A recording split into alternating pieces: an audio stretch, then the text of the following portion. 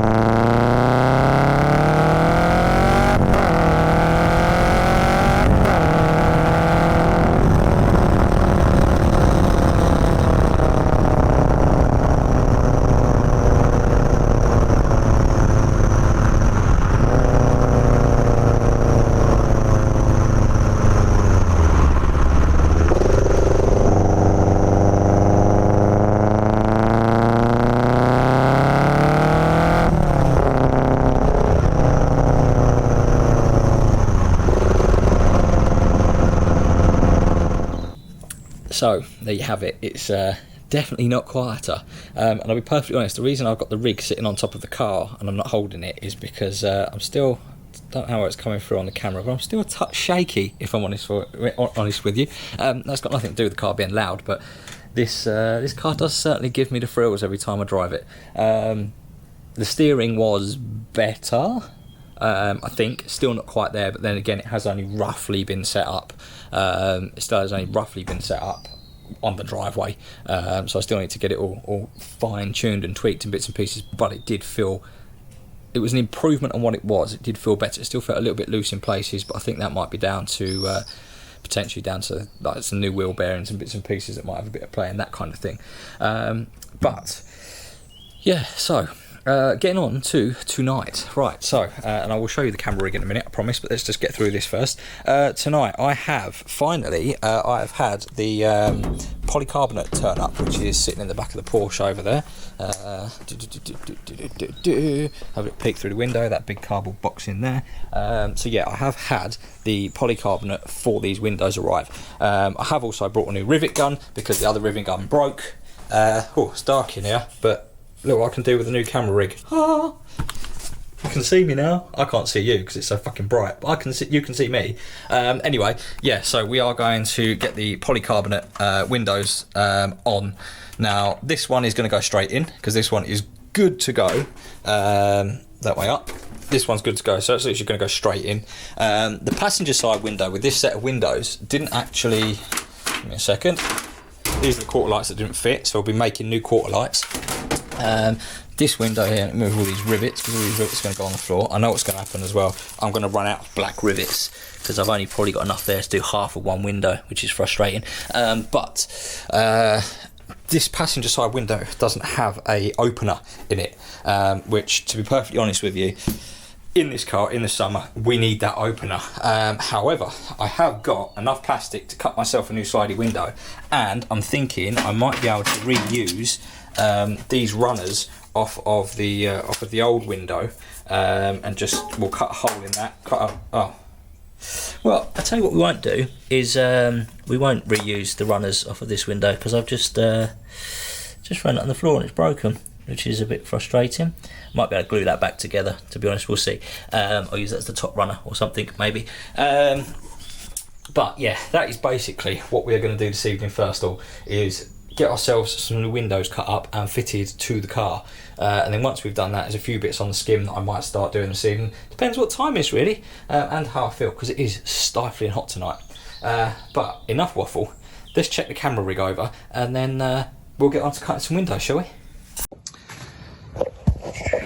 So now, obviously, I am recording this segment on my phone because the GoPro is on the camera rig. The other GoPro is in the car, but it's got no battery, and I can't bother to go and get it. I've got my phone here, so we'll do it on that. But here we go. So basically, this is the new camera rig. Now, it does look a little bit overkill for a GoPro, to be perfectly honest. This is designed to hold a 4K video camera in here, which I said earlier, alluded to the fact that we are using a GoPro for now, but I have got plans to sort myself out a nice little 4K camcorder at some point in the very near future, to be perfectly honest with you. So, but they quickly run over it. So, I've got this. I mean, they sell it as a stabilizer. It's not really a stabilizer, to be honest with you. It's sort of a big handle with a load of attachments on it that you can attach stuff to. So yeah, that was off of eBay. That was off of Amazon. £18 for that. I mean, it is made of plastic, but it's fairly sturdy, and it's called a Zedio. So it's a proper brand. It's on YouTube and bits and pieces. I'll leave the link in the description below for anyone interested. But it's for £18. I'm reasonably happy with what we've got. I have, on a number of the attachments, I've brought this extra little phone attachment, which I'm using to hold a power bank, because everybody knows the batteries on these GoPros are pony. So I have, and the power bank actually has run out, which is ironic, seeing as I'm moaning about the battery on that not being any good. But I have used the opportunity, with a bit of space here, to mount a power pack on there, so I haven't got to keep swapping out the batteries on the GoPro, because with these media mods, to swap the battery, you actually have to take all of the media mod and everything off to slide the battery in and out, which is just really frustrating.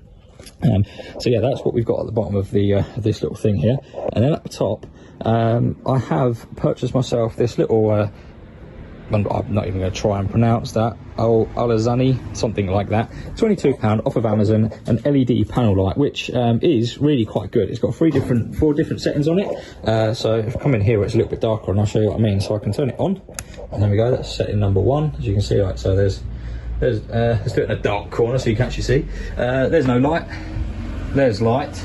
And then if we go down here and press this one, it goes up a brightness, and then it goes up another brightness, and it goes up to its final brightness, which is really quite blinding, to be perfectly honest. If I shine it at my face and that at my face at the same time, can't really see. So yeah, we have got that, which is going to work out for the nighttime filming and filming inside the shed and bits and pieces like that, so that you guys can actually see what's going on. Let me just turn that off. And then we'll come back out at night so you can see. But then I've just got my microphone that I've previously had, the Rode microphone with the dead cat on, connected to the GoPro. As it was on the media mod, it's just mounted up there out of the way, which again is another bonus, because previously I'd be filming and you guys would see the top of the dead cat in the frame. And then I've got on the very top here mounted a Samsung phone, which I haven't yet set up, but this will be set up to mirror the screen on the GoPro, so it's kind of like a field monitor on top of the camera unit. So yeah, that is the new GoPro rig. Whether it will improve my amateur videography skills at all or not, I do not know, but we will try it out at a few new shows, and we will try the new rig out at a few shows over the summer, and I'll let I'll let you guys be the judge of whether it's actually any good or not, and whether it was, I mean, to be perfectly honest, all in, I think I paid about 66 quid all in, including, you know, the 2 mounts, the actual handle thingy, the 20 quid for that doodle there. So yeah, all in, it wasn't actually that expensive. So I'm going to stop waffling. Let's get some windows made, shall we?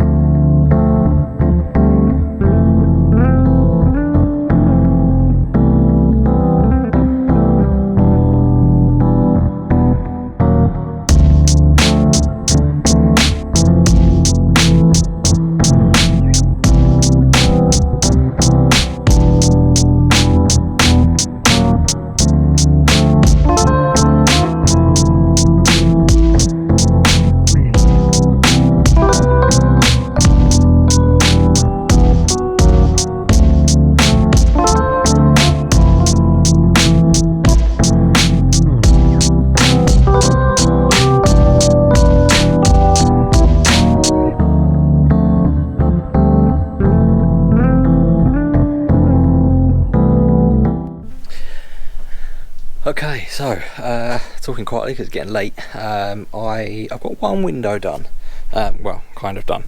So I've got the driver's side done. I have stupidly, I've got some rubber joining tape to go between these gaps here. I very stupidly left that at home, but basically, yeah, they're all fitted up. They've got kind of got a rivet in each corner. I need to get some more rivets, but yes, they work. They look pretty good. That is so just needs rubber joining tape and some rivets in it. This side I have spent the last sort of 45 minutes trying to get all the rivets out of the door frame. Now, unfortunately, when my old rivet gun, which is broken, pulled a few of these rivets through, I don't know how well you're going to be able to see, but it left some of the head of the rivet in, which is going to mean that drilling those out is going to be a nightmare. As it's getting late and all of the neighbours' lights have gone off, I thought probably we should give it a rest with the drilling for now. So that is all I'm going to do on the lights. That's all I'm going to do on the windows for tonight, and then I'll sort of pop down here in a week and just get that one knocked out off camera and go from there. But that's that done. So we've done the exhaust, we've got this kind of sorted. The alternator on this is still really dodgy, so I do need to try and get a new alternator at some point. But yes, we've got the windows kind of done. I still want to do like the rattling fuel pump and bits and pieces. But what I am going to do very quickly before the evening gets on too far is I'm going to put the wheels back on the GTC quickly. I'm going to put the wheels back on the GTC, and then I can get this drop back down on the floor, and then using the jack I can lift the nose cone up slightly in order to make enough room to slide the nose cone support back in, because that has dropped a little bit. So that's what I'm going to do, because once this is back down on the ground we can roll it out and then start work on the engine bay and all of these bits and pieces in here that need to be dealt with. So that's what I'm going to do, and then I'm going to tidy up in there, sort that all out, go home, grab a beer, have a shower, all that good stuff, and then get myself ready for work tomorrow, because you know it's another day. So yeah, let's get this skimming stuff done, and then yeah, I'll catch you in a minute.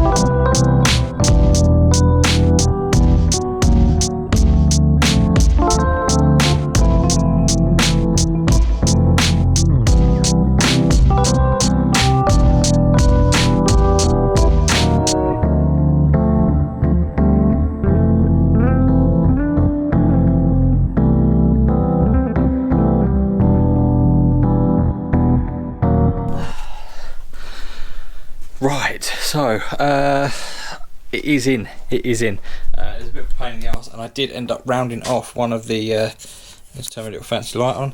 So I did end up cross-threading that bottom bolt, so I didn't run the tap in there. But yeah, that is the lower nose cone support all in.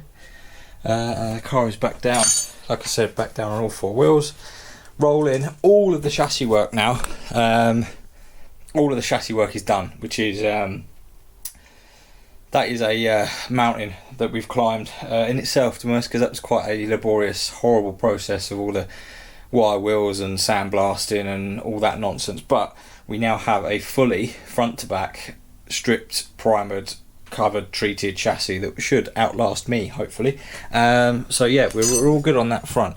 Next thing for this is going to be to roll it out the garage, get this all washed down, because you can see it's super duper dusty from all the work we've been doing. So get this rolled out, give it a good wash down on the inside, get that all sorted. I've got to take the brake servo out, brake booster servo out, so that we can get to that back corner, and then it will be a case of it'll be a case of, like, we've got a few little bits of gel coat to repair, give it a final once over with wet and dry, make sure we're fully happy with the prep. There's a couple of rivets to take out still that need to be drilled out, and then throw some primer on it, basically. Yeah, throw some primer on it, see how the primer comes out. Obviously that's going to show us what blemishes we've got left after that, so it'll be a case of a bit more sanding, and then another coat of primer, and Hopefully all is good. Once all is good, it'll be a coat of nice mulberry red top coat to go on there. So yeah, that's at that point it's just nuts and bolts really. It's just drop the engine back in, nut and bolt it all up back together. We have got about 4 weeks left before we're meant to be out in this. Thankfully, it is literally 5 minutes from the garage, the one we're going to, so it's very close, and we can probably drive it there, even if it's not completely back together. But we, as long as I can get this painted in the weekend that I've got off before that show, we should all be good, I think, to be perfectly honest. So yeah, I've already put the Fiesta away, so there's nothing to see on that. But obviously, you've seen the windows and stuff. I'll come back down there another evening next week and just get that other window done. That's going to do it, I think, for this episode, because I'm just going to ramble on. So yeah, as always, like, comment, subscribe, a bit more progress made, and I shall see you on the next one. Ta-da.